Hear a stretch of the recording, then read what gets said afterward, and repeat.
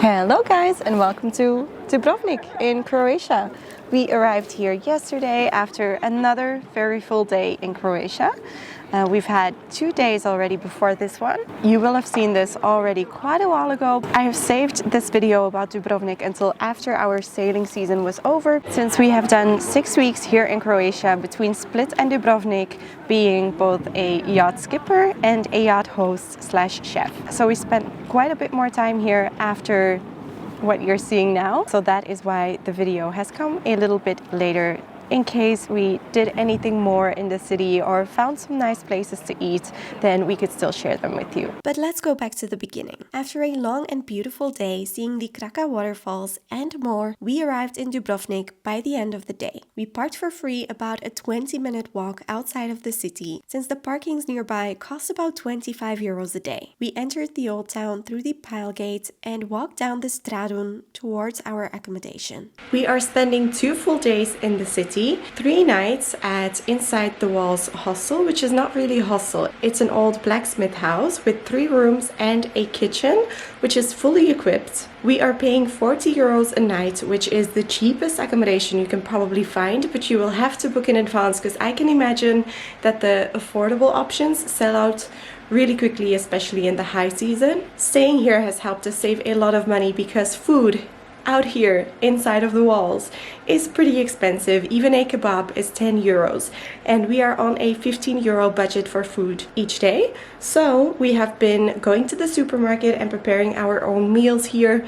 We had some pasta last night and now we are having the leftovers with some things we've gone and grabbed to add and make it enough for lunch. And then hopefully we've saved a bit of money to have a proper meal to end our time here in Dubrovnik. On our first day in the city, we decided to go for a stroll through the old town, which is completely free. Walking on the walls around the city costs 40 euros per person, however. This 2-kilometer long walk is almost our entire daily budget, so we were determined to find the best free views around the city, and I would say we succeeded. We started with the harbor viewpoint in front of the Revelin fortress. It is near the eastern entrance into the old town. From here you have a great view over all the church towers and the St. John Bastion. We walked down into the small marina, across the bridge, through the gate at the assignment tower, to have our lunch by the water. We bought a local burek at the bakery and a drink at the supermarket for an affordable lunch with a view. We then went for a stroll along the St. John Bastion. Inside here you can find the Dubrovnik Aquarium and the Maritime Museum. We stumbled upon the Dominican monastery and paid 3 euros to have a look inside.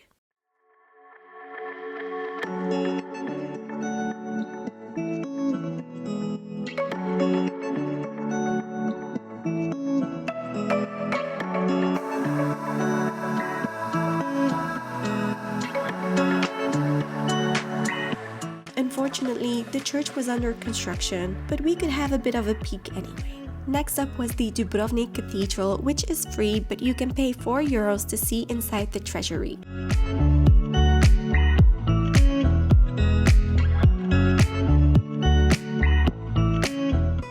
We then walked towards the Church of St. Ignatius, where they have a replica of the Lourdes cave. This is also where you will find the iconic Jesuit stairs, which you can recognize from that scene of Game of Thrones. In fact, you can go on a walking tour around King's Landing to all the spots that the series featured. It'll cost you 25 euros or 65 including the city walls. We exited the old town through the pile gate and walked down to the West Harbor, another famous Game of Thrones backdrop. Here you can go on a kayak tour from 25 to 40 euros. We didn't go on one because we would soon have our own bigger boat to sail around the walls with.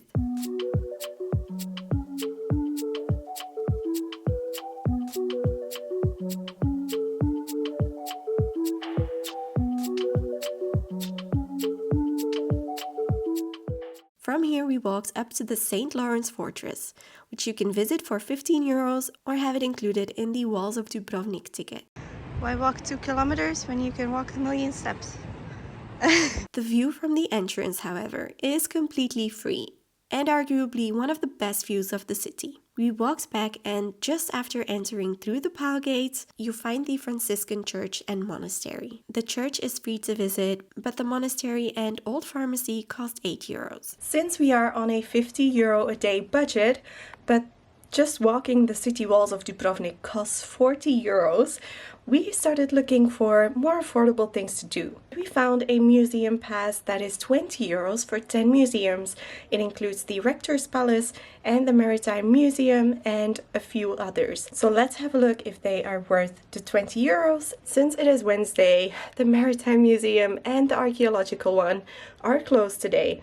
So definitely check which days are the closing days of the museums you want to go to. So we will try and do those tomorrow morning before we leave for Montenegro. On our second day in Dubrovnik, we started with a visit to the Rector's Palace.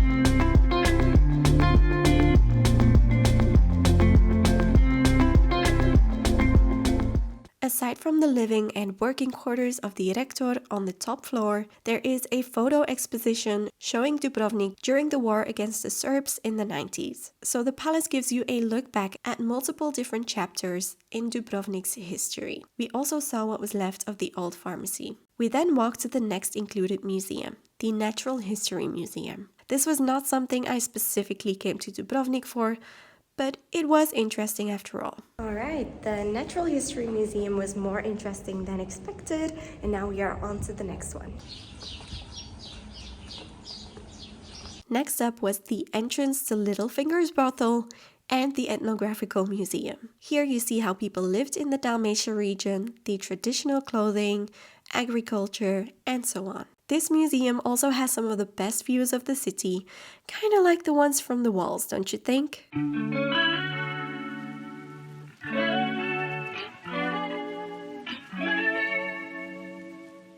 We then walked back to the St. John Bastion near the marina, because here we visited the Duro Politica, an art exhibition of a local artist, as well as this one, but we weren't very impressed. We passed by the second oldest synagogue in Europe. We didn't pay €10 to visit it though, but we did look inside of the Orthodox Church of the Annunciation, and it is very interesting to see all these different religions within the city walls. Another included visit was the house of the writer Marin Držić. We quite literally walked back in time here to when the Shakespeare of Dubrovnik presented his theater plays to the people.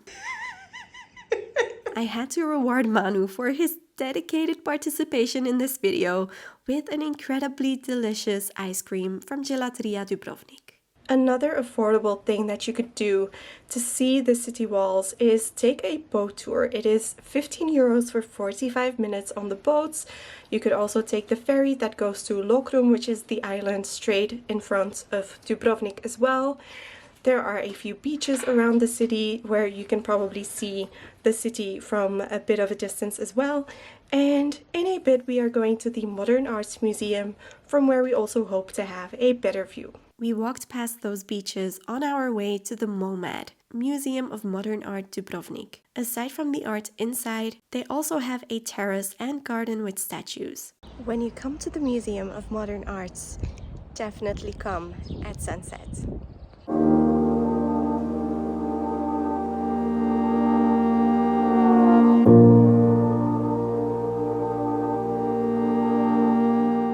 Since it was only the start of April, most people visiting Dubrovnik were day trippers and cruise ship guests, so in the evening when they had all left, it was so quiet around the city. I had a mountain of fried calamari from Takeaway Dubrovnik for dinner, and the next morning we walked towards the Maritime Museum, passing by the marina once again and taking these stairs up. The Dubrovnik naval fleet was once one of the most powerful in the Mediterranean.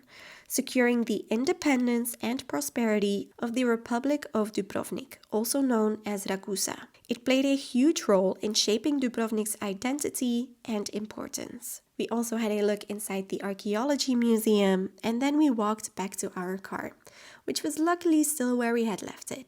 From the Old Town, you can take the cable car up to the Dubrovnik observation point. We decided to drive up there, but if you don't feel like paying 27 euros for the cable car and don't have a car, then you can also walk up Mount Surge along the Serpentine. Here we visited the last included museum, which was the Homeland War Museum. It was especially interesting for us since we would go on to visit more of the region, like Montenegro and Bosnia, which both played a part in this war as well, and this way we learned about all the different sides in the war and the destruction that came with it, even inside of this UNESCO World Heritage Site.